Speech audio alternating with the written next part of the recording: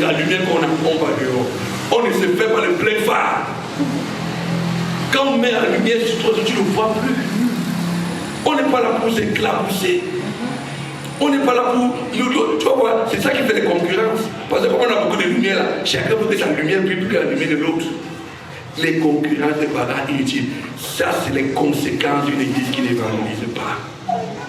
Plus l'église évangélise, moins les concurrences existent. Plus l'église évangélise, moins les rivalités existent. Plus l'église évangélise, moins les soucis de la vie existent.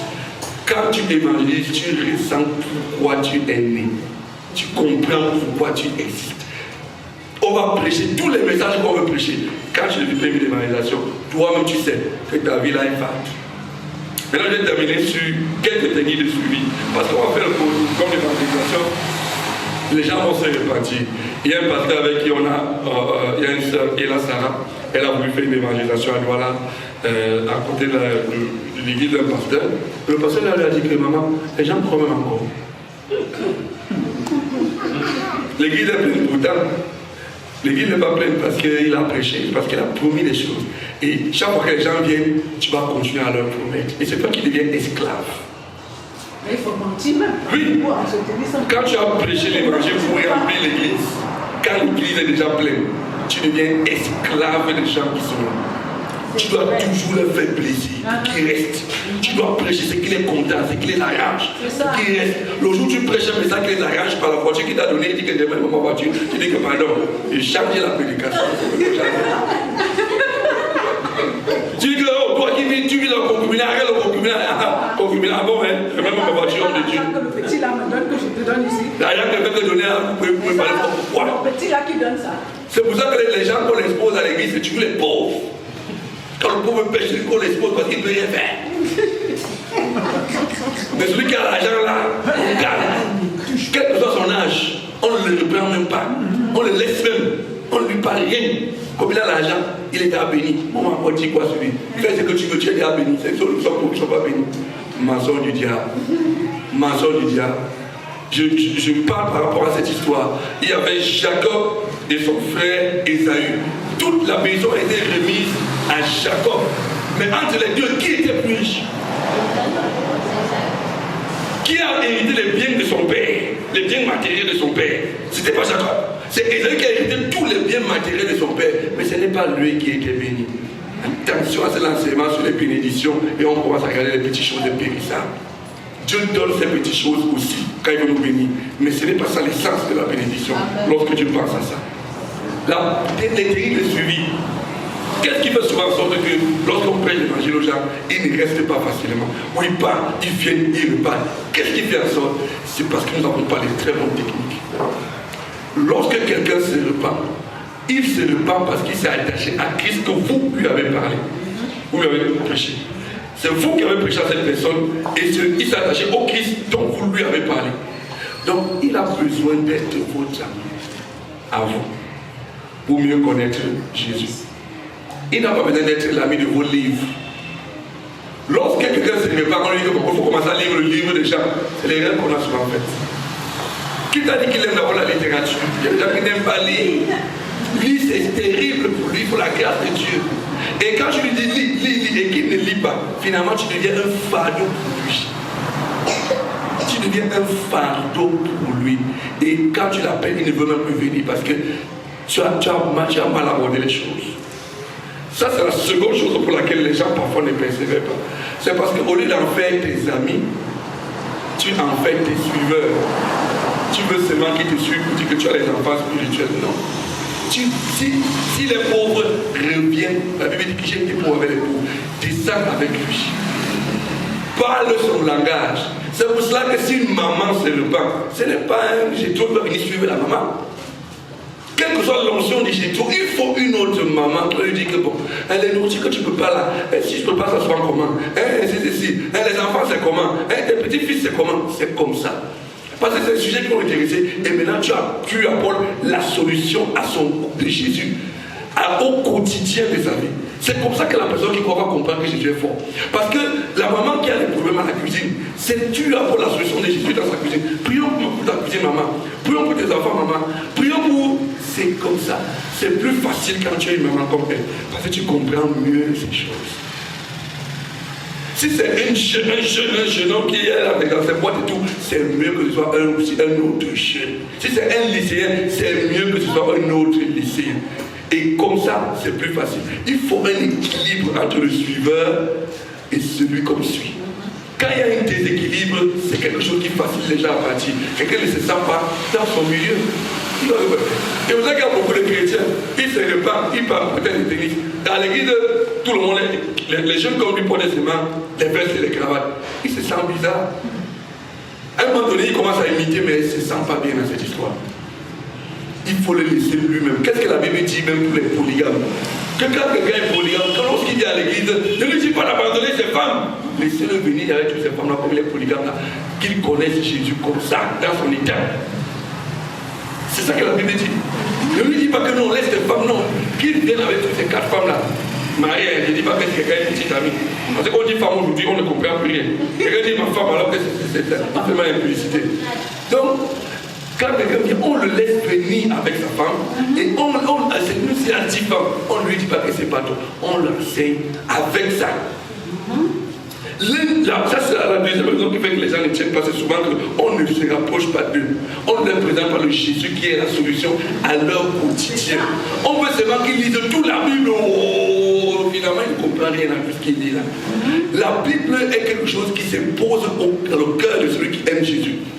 Quand tu amènes la solution, quand tu présentes le Jésus qui est la solution, c'est lui-même qui va vouloir lire cette Bible-là. Parce qu'il va t'entendre dire les passages bibliques quand tu pries. Il va t'entendre citer les versets bibliques quand tu agis. Il va dire, tout ça est dans la Bible.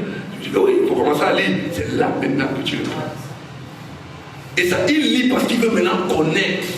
Il veut connaître mieux. Il veut connaître comme toi. Celui qui suit, l'un des problèmes qui fait en sorte que le suivi est difficile, c'est que parfois, celui qui suit est déjà affaibli spirituellement. Il n'a plus confiance en Jésus pour lui-même. Voilà pourquoi il n'arrive pas à mettre l'autre en confiance. Frère, si tu es ici et que tu n'as plus confiance en toi-même, ce n'est pas un problème. Tu n'as pas besoin de toutes les choses. Écoute ce que je vais te dire. Prends courage. Aie confiance en toi. La même décision que tu prends en un jour de faire le mal a la même valeur que la même décision que tu prends en un jour de faire le bien. Tu n'as pas besoin de faire des grands programmes pour recommencer à faire ce que tu faisais avant. Comme tu as commencé à faire le mal, commence aussi tranquillement à faire le bien. Ce n'est pas un problème. Le fait que tu te sentes non, comme moi ma vie n'est pas bien là, je peux suivre quelqu'un. Ne pense pas ça. Vas-y, parce que c'est ton partage. Commence à faire ce qui est bien. Si tu crois que tu vas devenir d'abord trop sain avant de suivre les gens, le diable va te finir avec ces gens de pensée. Il va te terminer. Et toi, tu crois que tu n'es pas qualifié. Le frère qui suit les gens, le jour où tu vas voir le frère qui suit les gens tomber, il va dire carrément, mieux de moi. Moi au moins, je ne suis pas, les gens ne font pas le tout spirituel et je ne fais pas ce qu'il fait là. Mieux de toi où? Ce n'est pas mieux. Quand le frère tombe, on le relève et il continue. La première chose qui fait en sorte que parfois ça ne marche pas, c'est l'estime que tu as de toi-même. Tu as une mésestimation de toi-même. Arrête cette mésestimation. Samson est arrivé à un moment donné où il avait perdu toute l'onction. Oh, Samson, c'est l'un des meilleurs hommes de Dieu de la Bible. Et quand les prédicateurs parlent de Samson, il décide tout ça. On parle de Samson, tu joues mal. Pourtant, lorsque Jésus qui cite les héros de la foi, il n'a pas cité Élisée. Élisée qui a pourtant fait le double des miracles d'Élie. Mais il a cité Samson. Vous savez pourquoi? L'amour que Samson avait pour Dieu était tel qu'il était prêt à mourir pour l'œuvre de Dieu. Et c'est ça que Dieu regarde. Dieu n'a pas regardé que Samson a fait ci, il a fait ça. Il a regardé l'amour qu'il avait pour Dieu. Il était prêt à mourir. Lorsque Samson a perdu ses cheveux, il était conscient qu'il n'a plus la puissance. Il n'a plus rien. Toute sa puissance était dans ses cheveux. Il n'a plus rien.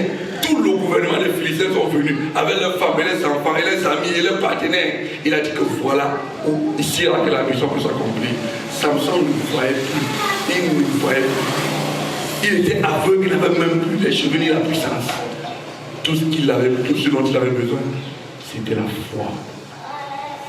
Quand les cheveux poussent sur ta tête, est-ce que tu sens les cheveux qui sont en train de pousser? Tu ne sens pas. C'est la Bible qui dit que les cheveux ont recommencé à pousser sur sa tête. Mais lui, il ne ressentait pas ça. La Bible dit qu'il s'est approché vers un poteau par la foi. Il a cru que même comme il était dans cette situation, Dieu pouvait l'utiliser plus qu'il ne l'avait jamais utilisé. Quelle que soit ta situation, Dieu peut t'utiliser comme il ne t'a jamais utilisé avant. Quelle que soit la pensée que tu as de toi, il suffit que tu crois. Dieu peut t'utiliser. Quelle que soit ce que les gens disent, oh, tu as fait ceci sur Facebook, tu as fait ceci là-bas. Dieu peut t'utiliser plus qu'il ne t'a jamais utilisé. Samson s'est approché de ce poteau. Il a mis la main sur les poteaux. Il a dit, Seigneur, s'il te plaît, donne-moi une dernière fois la force. C'était la prière de Samson. Samson aurait pu dire que tous les Philistins meurent, il serait resté en vie. Mais il a dit que je meurs avec tous les Philistins. Quelle déclaration! Un homme, c'est le seul homme dans la Bible qui a fait exactement ce que Jésus a fait, qui est mort en accomplissant la mission pour laquelle il était né. C'est le seul. Les autres qui l'ont accompli et puis sont morts après. D'autres n'ont pas accompli, ils sont morts chez eux. Mais lui, c'est le seul homme. Attention quand on parle de Samson. La vie de Samson, vraiment, sa foi vraiment, sa trajectoire spirituelle commence lorsqu'il perd la vue.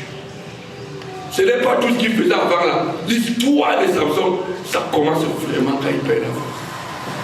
Ton histoire n'a rien à voir avec tout ce que tu as vécu hier. Ça commence à partir d'aujourd'hui. Tu dis que bon, moi aussi, je vais gagner les âmes et les suivre. C'est maintenant que ça commence. Le temps que tu as vécu avant là, ça n'importe pas. C'est toi qui décides. C'est maintenant que ça commence. L'une des choses qui gêne le suivi, c'est la mésestimation de soi. Dieu dit que voici les miracles qui accompagneront ceux qui sont méchants. Voici les miracles qui accompagneront ceux qui sont prophètes. Non, mais ceux qui auront cru. Tu as cru. On n'a pas dit que ceux qui auront cru et qui seront très simples que tout le monde. Ceux qui auront cru, ils imposeront les mains aux malades et les malades seront guéris. L'une des choses qui fait en sorte que le suivi ne tienne pas, c'est que ceux qui suivent manquent d'audace.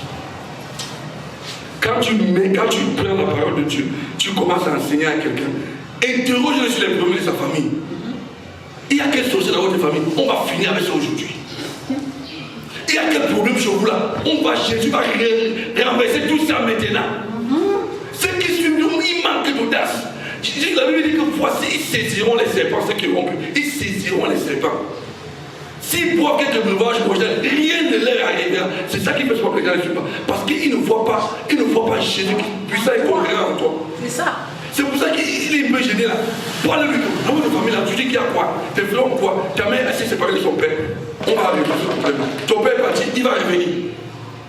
Tu commences à prier jusqu'à ce que Dieu commence à lui parler lui-même. Quelqu'un croit, tu ne peux même pas, il n'est pas même par langue, ça ne pas ton problème. Tu pries, il va parler, pas que. Prie pour qu'il parle, c'est pour le passer, on ne va pas faire des séances de baptême. Il n'y a jamais eu des séances de baptême du Saint-Esprit dans la Bible. Vous avez déjà vu ça? Où on organise une séance de baptême du Saint-Esprit. Non, c'était toujours que quelqu'un prêche comme ça. Et puis les gens prient, les gens ils parlent la langue, c'est comme ça. Les méthodes qu'il veut. C'était comme ça. C'est une affaire qui est liée à toi. C'est une affaire qui est liée à toi, c'est toi qui décides. C'est toi qui décides. Il faut juste que tu considères qui tu es. Quand tu as prêché à quelqu'un, il croit. Ah, c'est terminé. Sache que tu as tout le bagage pour le suivre. La particularité d'un enfant, c'est que tout ce qu'il veut, c'est que toute sa volonté est en dessous des capacités, est largement en dessous des capacités de ses parents. Ouais. L'enfant n'a pas la capacité de vouloir quelque chose qui dépasse ses parents. Tout ce que l'enfant peut vouloir, ses parents peuvent lui donner ça. Il ne peut pas réfléchir plus. L'enfant veut quoi? Il veut dormir. Il veut pleurer. Il veut qu'on le porte. Le parent peut le porter. Si le parent ne porte pas la face, il passe, c'est parce qu'il ne veut pas, c'est tout. Ou bien il veut lui apprendre au bien un peu les mains. Tout ce que l'enfant peut vouloir, il n'est pas capable de. Donc quand tu as un enfant spirituel, il n'est pas capable d'avoir un problème que tu ne peux pas résoudre. Quand tu as prêché à quelqu'un, il a cru. Dieu te donne la grâce pour résoudre tous ces problèmes. Profite. Il y a des choses que tu perds. Dieu te donne la grâce pour résoudre tous les problèmes. Il dit bien, tous ces problèmes. Quand j'étais à l'université, que je manquais pas, j'avais 10 000 francs le mois. 10 000 le mois. Et je partageais ça avec ma soeur. On mangeait un top lait pendant 2 jours. On se partageait ça comme ça. Alors il y avait une nouvelle convertie qui avait 2 habits, 2 vêtements. Je suis arrivé dans sa chambre de l'université. J'ai vu 2 vêtements. Et son père avait les moyens. Mais il était vraiment très radin. Il n'a jamais vu un type chiche comme ça. Là, un chiche était diabolique. Sa fille vivait dans un taudis incroyable. Il avait l'argent. Il voyageait dans le sac banjo pour que sa fille sache qu'il n'a rien. Mais il a les femmes dehors. Je suis arrivé, j'avais 2 tenues. C'est pas possible. Les vieilles ceintures, les grosses ceintures que les femmes mettaient en 1900. Ouais. Elle avait déjà des lits en fer à compter. Les anciens lits. Avec les petits bouts là-haut, là, comme ça, au moins, elle n'a jamais vu le lit là. Et c'est sur le lit là qu'elle a accroché ses 2 habits là. Oui, il dit bien. 7 heures. Quand j'ai vu ça, il lui a dit que tu ne portes plus les 2 habits ici, c'est terminé.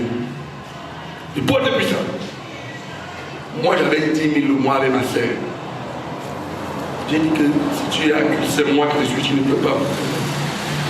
Le lendemain, je suis venu. Elle avait encore. Je lui ai dit d'enlever ça sur ses clous. Elle avait encore libre. Je lui ai dit, je l'ai collé, enlève les trucs. Je n'ai pas dormi la nuit là. Le Seigneur, la fille, s'il ne doit pas avoir, elle ne doit pas laisser sans habit. Le lendemain, je suis allé rencontrer certaines sœurs qui étaient dans le groupe biblique là. Je leur ai parlé du problème. Elles m'ont donné 2 valises. 2 valises, des grosses valises là. D'habits, avec tout dedans. Les habits neufs. Et je suis venu de dire que c'est pas la dot. Ne confond pas. Ne confond pas, c'est pas la dot. Elle n'a plus jamais manqué jusqu'à aujourd'hui. Elle a construit une maison qui lui a coûté 14 millions. À l'heure où je vous parle. Elle a dépensé 14 millions pour construire une maison. Moi-même, je n'ai pas dépensé comme ça. Donc tu peux, quand Dieu te donne la grâce pour aider quelqu'un, c'est-à-dire Dieu, quand tu prêches à quelqu'un, tu as la puissance pour régler le problème de la personne. C'est pas pour la personne que j'étais à l'église qu'on passe ton prix pour lui, c'est toi.